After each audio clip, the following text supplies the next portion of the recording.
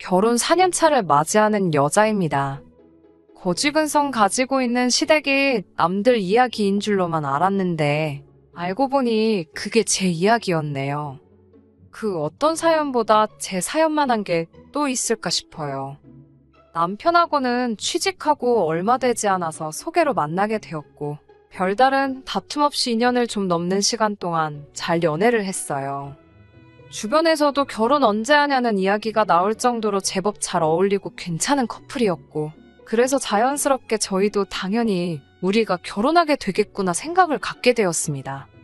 남편에게서 청혼을 받은 이후로 결혼을 준비하게 되었고 결혼 이야기가 오고 가는 과정에서 시댁에서 신혼집을 구할 때 돈을 1억을 해주기로 했다는 말을 전해 듣게 되었습니다. 시댁에서 뭘 해주느냐 마느냐에 따라서 결혼을 하고 안 하고 정할 건 아니었어요. 이미 제가 남편과 결혼을 하기로 결심한 시점에 시댁에서 지원해주기로 했다던 돈은 없는 돈이나 마찬가지였거든요. 물론 1억이 적지 않은 돈이다 보니 지원해주신다는 부분에 대해서는 굉장히 감사했습니다. 해준다는데 굳이 고집 부려서 안 받을 이유는 없었으니 말이지요.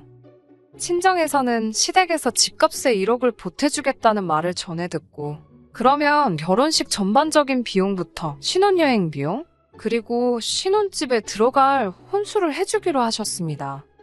그러던 와중에 시어머니께서 일부러 조금 티를 낸다는 게 느껴질 정도로 당신들 집의 냉장고가 오래되었다며 노래를 부르기 시작했어요. 새 걸로 바꾸고 싶다는 말이나 마찬가지였지요. 그런데 저희한테 집값으로 해주는 돈이 있으니 당장 냉장고 새 걸로 바꿀 돈이 안 된다는 식으로 말씀하시더라고요. 그래도 차라리 직접적으로 바꿔달라 이야기하셨으면 하는 부분도 있었습니다. 결혼 전에 예단도 주거니 받거니 하고 그러는데 요구 못할 걸 하시는 것도 아닌데 마치 하시는 말투가 우리는 1억을 해주는데 너네는 결혼 비용을 우리보다 조금 쓰면서 이것도 못 해주느냐 하는 식으로 말을 했거든요. 물론 저렇게 직접적으로 말한 건 아니고 정말 빙글빙글 돌려서 말을 하긴 했지만 결론은 자기들이 결혼 비용을 더 내는데 냉장고 정도 바꿔주면 안 되냐 하는 식으로 말을 하는 거나 마찬가지셨어요. 거기에 저희 혼수 알아보는데 냉장고 하나 더 하면 추가 할인이 들어가는 것도 있고 해서 절약도 많이 할 수 있었거든요. 그래서 그냥 더 길게 끌고 말이 서운하네 마네 그런 거 따지기도 피곤해서 어머님 댁에 냉장고부터 바꿔드렸습니다. 그런데 막상 신혼집 끝전을 치를 때가 돼서 시어머니가 말을 바꾸더라고요. 1억을 도와주시는 부분은 여전했지만 그중 3천만 원만 시부모님이 남편 결혼자금으로 그동안 만들어 놓으셨던 돈이고 7천은 전부 다 여기저기서 빌려온 돈이었어요. 그런데 당신들은 돈 갚을 능력이 안 될 것 같다고 그 돈을 저희 보고 갚으라고 하는 겁니다. 결혼식 날짜 잡아놓고 집 계약도 다 해놓고 신혼여행 예약은 물론 혼수까지 이미 다 해놓은 상황이었거든요. 남편도 시어머니가 이렇게 나올 줄은 몰랐던 건지 엄청 당황하더라고요. 예산을 딱 맞추어서 결혼식 준비를 하고 있었기 때문에 그 7천만 원이 없으면 당장 집 구하는 데는 어려움이 따르는 부분이었습니다. 말씀드린 대로 시댁에서 지원해주기로 했던 그 돈이 아니었어도 남편과는 애초에 결혼해도 좋겠다는 마음을 먹게 만들 정도로 저한테 잘해주던 사람이었고 그 사실은 변하지 않는 거잖아요.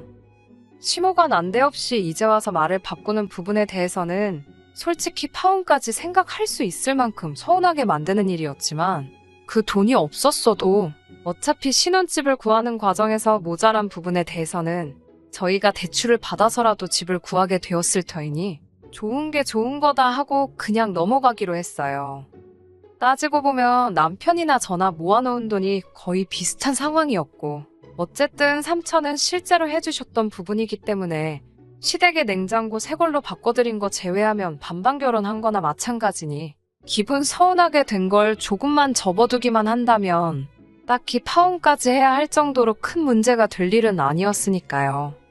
요즘 세상에 대출도 능력이라는 말이 있긴 하지만 저는 빚을 극도로 싫어해요. 과거 IMF 때 부득이하게 저희 집에 대출이 생기면서 그 대출이자 갚아가며 생활한다고 한동안 온 가족이 고생을 하던 걸 보고 자란 기억이 저한테는 굉장히 안 좋은 기억 중에 하나거든요. 그때 친정 부모님께서도 서로 많이 싸우기도 하셨고, 그 기억 때문에 그런지 저는 누군가에게 빚을 지고 있는 상황이 썩 마음에 들지 않았습니다. 그나마 다행이었던 건 저나 남편이나 그래도 월급 적당한 직장을 다니고 있었고, 한동안 맞벌이 생활을 유지할 계획이었기에 시어머니 앞으로 있던 빚 7천을 생각보다 더 빠르게 갚아나갈 수 있었어요. 결혼 2년 만에 시어머니가 갚아야 할 빚은 7천에서 3천으로 줄어 있었고, 저희 나름대로 생활비 충당하고 허리띠 졸라매가면서 1,000만 원의 저금을 따로 만들 수 있었습니다. 그 빚을 갚는다고 저희가 많이 아끼면서 살았어요. 갖고 싶은 거 참고 집에서도 관리비 아낀다고 추우면 추운 대로 옷 한두 개 더 껴입고 하는 식으로 아낄 수 있는 부분은 최대한 견뎌내면서 말이지요. 그런데 언젠가 시어머니가 저희한테 불만을 토로하더라고요. 다른 집 자식들하고 저희를 비교하기 시작한 거예요. 어머님이 다니시는 모임의 누구는 자식들이 장가가고 나서 매달 생활비라고 용돈도 챙겨주고 무슨 날만 되면 봉투가 찢어지도록 돈을 담아서 온다고 하시면서 저희는 뭐 명절날이나 돼야 용돈이라고 가져는 데다가 가져와봐야 기껏 돈 30만 원밖에 안 된다고 뭐라 하시더라고요. 그 집구석 옆편네는 100만 원을 받았네, 명품 선물을 받았네 하면서 자랑을 하는데 당신은 그 자리에서 입도 뻥긋 못해서 아주 쪽팔려 죽겠다고 하시면서 말이지요. 그 상황에서 시어머니는 남편까지 같이 싸잡아서 뭐라 하시긴 했지만 그 말에는 그 중에서도 제가 가장 큰 문제라는 식으로 말을 하셨어요. 원래 우리 아들이 안 그랬는데 며느리란 게 아주 어디서 자린고비가 들어와서 경제권을 틀어지고는 시댁으로 가는 돈을 다 막고 있다는 식으로 말하더라고요. 매달 챙겨드리지는 못해도 명절날과 생신, 어버이날 이렇게만큼은 최대한 챙겨드렸어요. 그리고 시댁이나 친정이나 차별 없이 뭐 가는 부분에 있어서는 무조건 똑같이 하려고 노력하고 있습니다. 노력을 한다는 건 한쪽으로 치우쳐져 있다는 게 아니라 꼭 현금이 아니라 필요한 선물을 사드린다고 하면 양가에 비슷한 가격대의 선물을 한다는 뜻이고요. 돈 관리를 제가 하고 있는 건 맞긴 하지만 1년 반 만에 빚 4천을 줄이고 저희 저금도 따로 가지고 있을 정도로 잘하고 있으면 칭찬까지 들을 건 아니지만 충분히 잘하고 있다고 생각하는데 그걸 마치 제가 시댁에는 돈 한 푼 못 가게 만들고 친정만 편애한다는 식으로 말을 하니 어이가 없더라고요. 그나마 그 상황을 참을 수 있었던 건 남편이 나서서 한마디를 해줬기 때문입니다. 그 집에서는 결혼할 때 집 해줬나 보지 하면서요. 생각도 안 했던 대출 갚고 있는데 말 그렇게 하면 섭섭하다면서 우리한테 뭐라고 하기 전에 그 옆편네라는 분한테 아들 장가갈 때 얼마나 해줬냐고 먼저 물어보라고 딱 잘라서 말해주니 얼마나 고맙던지요. 시어머니는 약이 잔뜩 올랐는데 당장 자기 아들이 저렇게 나오니 뭐라 말은 못하고 손만 바들바들 떨고 있더라고요. 그래도 남편이 중간 역할을 잘 해주고 있는 상황이었으니 제가 따로 걱정할 일은 없었어요. 하지만 시어머니는 이걸 계기로 오히려 저희를 더 벼르고 있었던 것 같더라고요. 작년 초가 돼서 시어머니 앞으로 받았던 대출은 다 정리를 하게 되었습니다. 요즘 금리를 보면 사실 대출 조금 가지고 가는 것도 나쁘지 않은 상황이기는 했는데 그렇다고 해서 저희가 여유자금을 어디 투자하고 있는 것도 아니고 현금으로 가지고 있는 게 최고라길래 그러고 있는데 괜히 낮은 이자에 얼마 남지 않았다고 해도 달마다 대출이자 나가게 둘 필요는 없다고 생각해서 대출금부터 싹 정리를 했어요. 큰 숙제 끝낸 것 같고 이제부터 진짜 결혼 생활 시작이라는 기분도 들고 여러 가지로 시원섭섭하더라고요. 어쨌든 큰일이 넘어갔으니 자축하는 의미에서 가족들 불러 모아 식사하는 자리를 가졌습니다. 친정 식구들 불러서 식사하는 자리도 있었고 시댁 식구들 불러 모아 식사하는 자리도 따로 갖게 되었네요. 그런데 시어머니가 저희 집에 오더니 정말 전에 없던 거지근성을 부리기 시작하는 겁니다. 저희 결혼 생활하는 4년 사이에 집값이 엄청 올랐어요.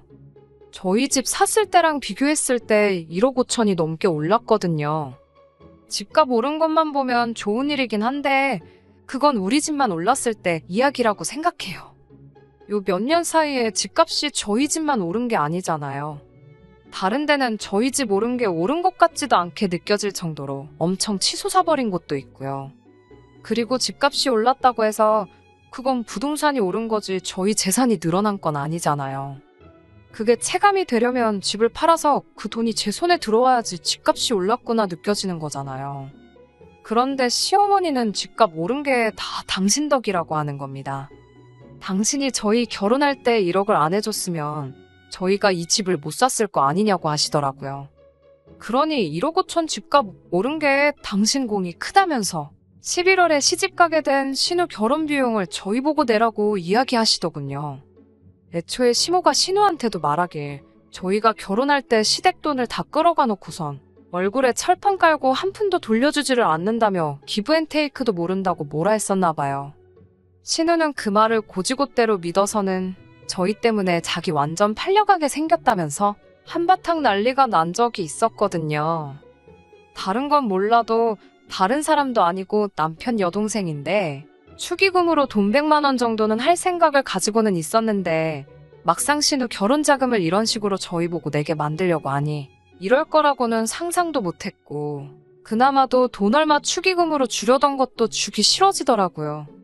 신우도 솔직히 양심이 있다면 그러면 안 되는데 당장 남자애 가는 거에 비해 꿀리게 해가서 시집가서 시댁 눈치란 눈치는 다 보게 생겼으니 그건 싫었는지 시어머니 따라서 막무가내로 저희 보고 해달라는 식으로 나오더라고요.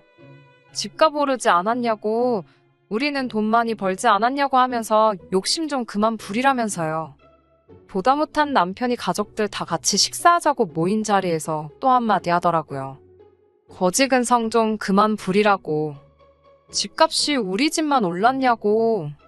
다른 집도 다 올라서 이 집 팔아봐야 세금 떼고 못 떼고 하면 더 좋은 집은 커녕 더 구린 집으로밖에 못 가는 거 모르냐고 하는 겁니다. 가뜩이나 이제 겨우 빚 다 갚았는데 집이라고 있는 거 괜히 집값은 올라가지고 세금만 더 내게 생겼다고. 그리고 시모한테는 다시 이제 우리 돈 다 갚았다고 그러니까 신우한테도 7천 해주고 그 돈 결혼 후에 알아서 갚으라고 하라고 하라더군요. 그래도 내 남편이라고 내가 하고 싶었던 이야기만 쏙쏙 골라가지고 하는데 속이 다 후련하더라고요. 차라리 집값 올랐다고 한턱 쏘라고 했으면 쐈을 텐데 이건 뭐 날강도 아니고 자기 딸 결혼을 아들내외가 힘들게 벌어놓은 돈 가지고 시키려고 하다가 시어머니 결국 또 본전도 못 찾고 된통당하게 되었지요. 여기서 끝났으면 저도 어느 정도 남편의 대응에 기분이 많이 섭섭하지도 않았고 좋게 좋게 넘어갈 수도 있었는데 시모와 신우가 뒤끝을 부리기 시작한 거예요. 신우와 남편이 공통으로 알고 있던 지인들부터 해서 시외가 사람들한테 저희들 뒷담화를 아주 있는 대로 하셨더라고요. 하지만 이 모든 상황에 항상 제일 나쁜 사람은 이 모든 일의 원흉이 저인 것처럼 이야기를 하고 다녔더라고요. 남편이 결혼 전에는 가족들을 제일 먼저 챙기고 첫 월급 탔을 때 부모님 선물도 사주고 대학생이던 신우 용돈도 주고 했었는데 이제는 가족들 뒷전이고 돈 밝히는 지 마누라한테 꽉 붙잡혀서는 1,000원짜리 한 장 쓰는 것도 덜덜 떤다는 식으로요. 시어머니와 신우가 그런 말을 퍼뜨리고 다닌다는 사실도 그랬지만 사실 중간에서 이런 상황이다 하고 말 전하는 남편 지인들부터 시외가 친척들까지 제 입장에서는 전부 다 마음에 들지 않았습니다. 오죽하면 제가 이런 소리 들어가면서 살바해 그깟 신우 결혼자금 내주고 2번 다시 아무 말도 못하게 만들어주는 게 마음이라도 더 편하겠다 하는 생각이 들었어요. 남편은 뭐 남들이 하는 말에 신경 쓰냐면서 우리가 잘못한 게 있는 것도 아니고 그냥 신경 쓰지 말라고 했지만 그래도 자꾸 마음에 걸리더라고요. 남편도 괜찮은 척 하고는 있지만 곧 있으면 자기 여동생이 결혼하는데 뭐라도 하나 해주고 싶은 마음이 얼마나 들었겠어요. 작년에 제 남동생 결혼할 때도 처남 축의금이라고 제가 따로 부탁하지도 않았는데 자기 용돈 모아서 챙겨와가지고는 제 동생한테 따로 100만 원 찔러줬었거든요. 그것 때문에 그랬나 신우와 시모가 치사하게 나오는 건 둘째치고 남편이 제 가족들한테 알아서 잘하는 모습 하나만 보고 그냥 넘어갈 수는 없겠더라고요. 그래서 애초에 남편하고 이야기했던 게 신우 결혼하게 되면 돈 100만 원 축의금으로 해주자였는데 이야기 듣자 하니 정말 시부모님께서 신우 결혼한다고 아무것도 안 도와주는 것 같아 세탁기 정도는 저희가 해주기로 했습니다. 건조기까지 포함해서요. 이러나 저러나 신우는 결혼을 할 테고 신우가 직업도 딱히 없다 보니 집안일도 하게 될 텐데 괜히 아무것도 안 해왔다고 눈치 보고 살 거면 빨래라도 좀 편하게 하라는 취지도 있었어요. 사실 신우랑은 긴 이야기 하고 싶지 않아서 그냥 알아서 해줄까 싶었지만 그래도 신혼가전인데 신혼집 인테리어도 있고 선호하는 브랜드도 고려하고 해야 할 테니 결국 신우에게 어떤 모델을 원하는지 직접 물어보기로 했습니다. 그날 이후로 신우와는 거의 연락도 없이 뜸하게 지냈는데 막상 연락해서 세탁기 보러 가게 만나자 하니 좋다고 괜찮은 날을 잡더라고요. 그래서 저희도 이왕 선물하는 건데 좋은 마음으로 하자. 뭐 이런 식으로 생각을 하고 있는데 막상 약속 당일에 가니까 시어머니랑 신우가 같이 있더라고요. 남편은 회사 일 때문에 저만 혼자 나왔던지라 그 상황이 전혀 내키지가 않았습니다. 하지만 그때까지만 해도 마음 한편으로는 세탁기는 혼수 중에 하나니까 시어머니가 같이 나오신 거겠지 하고 좋게 생각하려고 했습니다. 한편으로는 신우 결혼하는데 한 푼도 못 보태준다고 하셨지만 이러나 저러나 자기 딸이 결혼하는데 정말 그냥 넘어가겠어 싶었고 이왕 세탁기 보러 나오신 김에 다른 거 해주시려나 보다 하는 기대가 있었지만 어김없이 제 기대는 기대일 뿐 현실은 냉정하더라고요. 이미 제가 도착했을 때 신우는 시어머니랑 팔짱 끼고 에어컨이며 냉장고 같은 큼직큼직한 가전 위주로 구경을 다니고 있었어요. 저 같은 경우에도 볼 일이 있어서 빨리 세탁기만 정해서 결제하고 돌아가야 하는 상황이었는데 두 사람은 다른 거 본다고 제가 도착한 거 다 알고 있으면서도 자기들 보고 싶은 거 보러 다니느라 저는 안중에도 없더라고요. 시간이 촉박해서 신우한테 일단 세탁기만 먼저 고르자고 했어요. 그런데 시어머니는 대뜸 해줄 거면 다 해줘야지 어떻게 세탁기만 해주냐고 하면서 냉장고며 에어컨이며 김치냉장고며 어머님이 벌써 신우랑 일찍부터 와서 다 골라놨다고 하면서 그것까지 다 결제를 하라고 하시더군요. 저한테 돈 맡겨놨어요? 이 한마디가 목끝까지 차올랐지만 일단 참았습니다. 저는 세탁기를 해주겠다고 온 거지 다른 거 해줄 여유도 없고 그래야 하는 이유도 없다고 다시 설명을 드렸지요. 그러니까 또 시어머니가 돈 없다고 하는 저 꼬라지 좀 보라면서 그때 했던 레파토리를 그대로 읊으시더라고요. 자기가 돈을 도와준 덕분에 저희가 오를 집을 사서 큰 돈을 벌었으면서 당장 시집가는 신우 혼수도 못 해주느냐는 식으로 소리를 치더라고요. 레파토리는 그대로였지만 시어머니가 잘못 생각하고 있던 게 하나 있었으니 저도 그때까지 그냥 참고 넘어가려다가 언제까지 남편한테만 맡길 수는 없겠다 싶어서 제 핸드폰을 꺼내드렸습니다. 그리고 인터넷에 저희 집 주소 입력해서 시세를 다시 한번 보여드렸어요. 저희 신혼집이 요즘 뉴스에 많이 나오는 집값이 제자리를 찾아가다 못해 하락했다는 그 동네 중 한 군데거든요. 저희 집과 같은 평수 마지막 거래 매물이 얼마 전이고 급매였긴 했지만 저희가 처음 집을 매매에 들어갔을 때보다 3천만 원이나 내린 가격이었어요. 주변에서는 뭐 편법증여다, 영끌 쪽이 버티다 못해 떨어져 나간 거다, 뭐 그런 이야기가 많았고 시세는 아직 저희가 샀을 때보단 조금 높이 책정돼 있기는 했지만 시어머니한테는 마지막 팔린 매물 가격을 보여주면서 집값이 오른 게 어머님 덕이라서 저희가 어머님께 돈을 드려야 되면 지금은 집값이 내려갔으니 어머님이 저희한테 돈을 주셔야겠다고 한마디 쏘아붙였습니다. 그렇잖아요. 어머님 아니었으면 애초에 대출까지 갚아가며 그 집을 억지로 들어갈 필요가 없이 가진 돈에 맞는 적당한 집을 구했을 텐데 여태껏 이자 내가면서 빚진 거 다 갚아놨더니 이제 집값이 떨어지지 않았냐고요. 손해 감수하고 그래도 신우라고 시집 가는데 빈손으로 보낼 수 없어서 세탁기라도 해주려고 했는데 이렇게 손해보는 마당에 신우 세탁기까지 해주면 저희도 손해가 막심하다고. 그냥 세탁기도 없던 일로 하겠다고 하고 뒤돌아서 매장 밖으로 나갔습니다.